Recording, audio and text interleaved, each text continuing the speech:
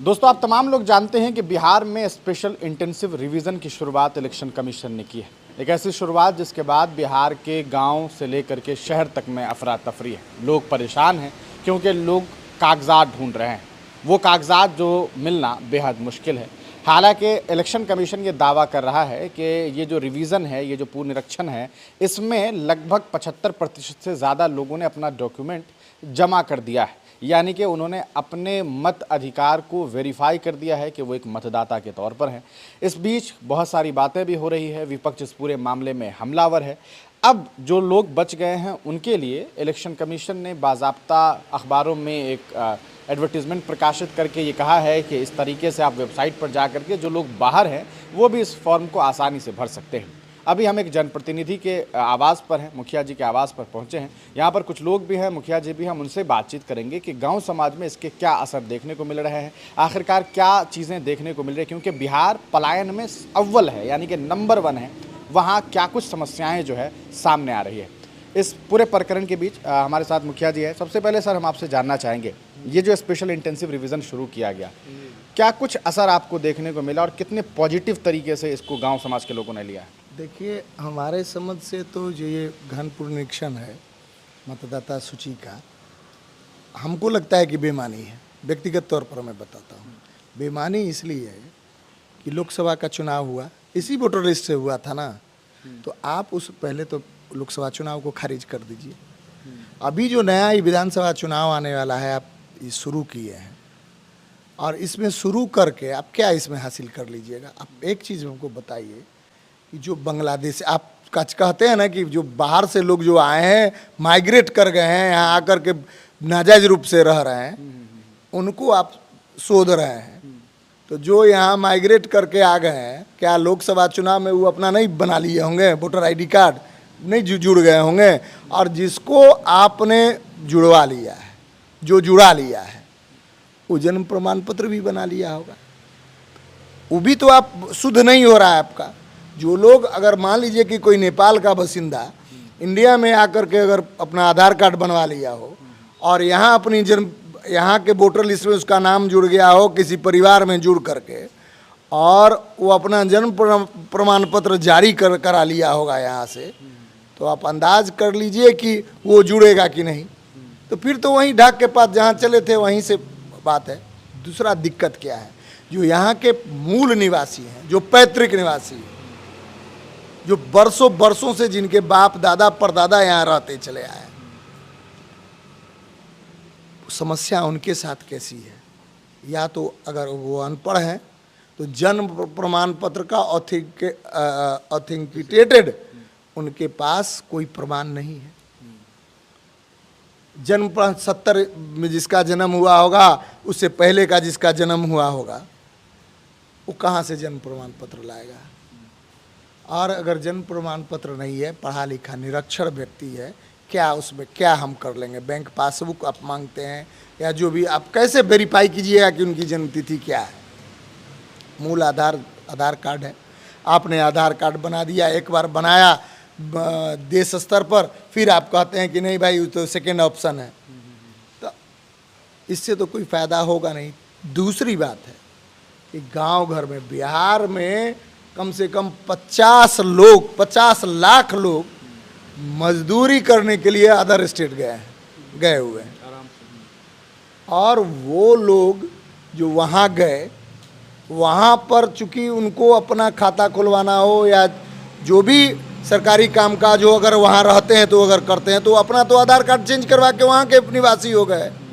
अब वो किस तरह से यहाँ भेजेंगे अपना? तो वहाँ वो बनेंगे वोटर, मान लीजिए।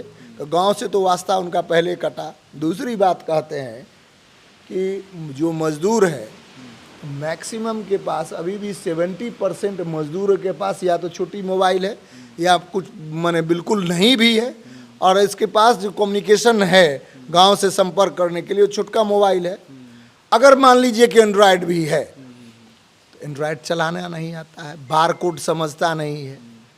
तो ये तो इतना भारत अभी, हमारा राज्य, देश छोड़िए, हमारा राज्य इतना अभी विकसित नहीं हुआ है कि बार कोड समझ करके कोई भी काम करेगा। यही स्थिति है कि यहाँ फिर आधा अधूरा चीज़ होगा, फिर होगा कि चलिए ये हो गया, अब दूसरा काम। और आप समझ लीजिए कि सबसे बड़ी दिक्कत क्या है कि सारे गवर्नमेंट के जो सिस्टम है इसमें दिन रात एक लगे हुए हैं, हर एम्प्लॉय उसी में। हर एम्प्लॉय एक। आप लोग के विभाग का क्या हाल है? पंचायती राज विभाग में कामकाज ठप है। हमारे पंचायत सेवक को सुपरवाइजर बना करके लगा दिया गया है। काम हेम्पर हो रहा है, किसी को कोई बहस नहीं है। 20 दिन मान ली 20 तारीख तक या 26 तारीख तक काम तो हुआ, बरसात गिर गया, अब तो काम होगी नहीं, मिट्टी का काम आप नहीं कर सकते हैं। सारे लोग उसमें लगे हुए हैं, निचला से निचला स्तर का। आप देखिए कि अभी आज तो से तो बारिश शुरू ही हो गई है। कुछ दिन पहले एक हमारे यहाँ शिक्षक थे, पहले पंचायत शिक्षक था, बाद में वो एम्प्लॉय हुआ, मोहम्मद सगीर उसका नाम था।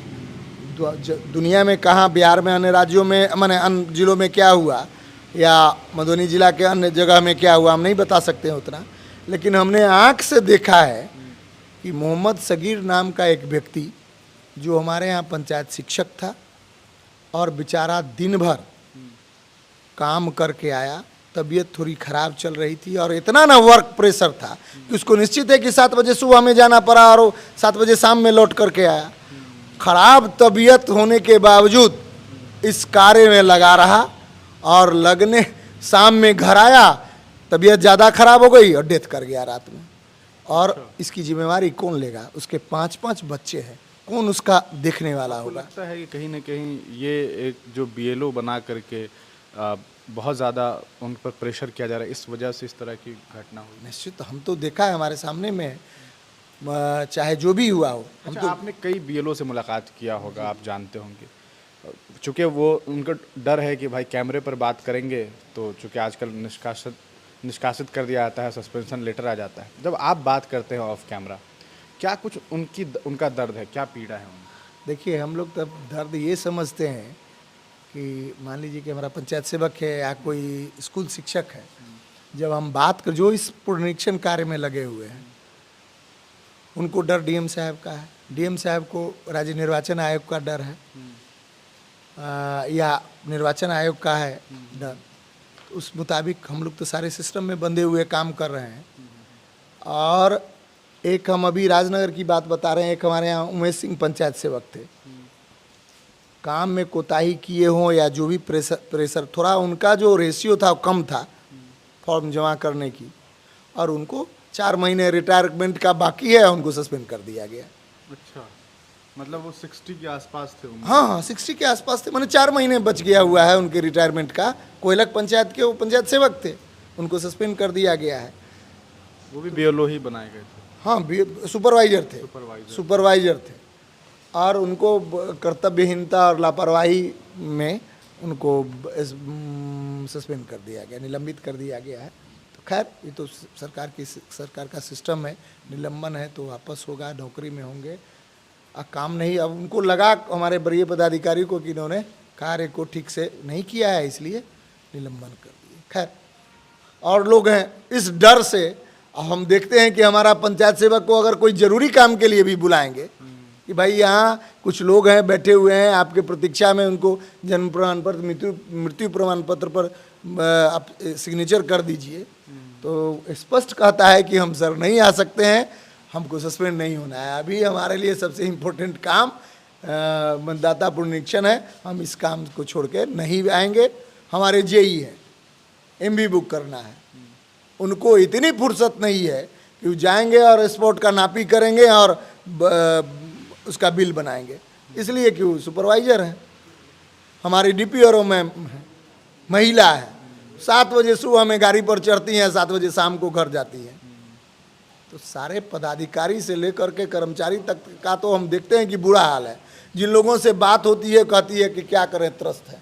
यही है। कौन सा पंचायत है आप?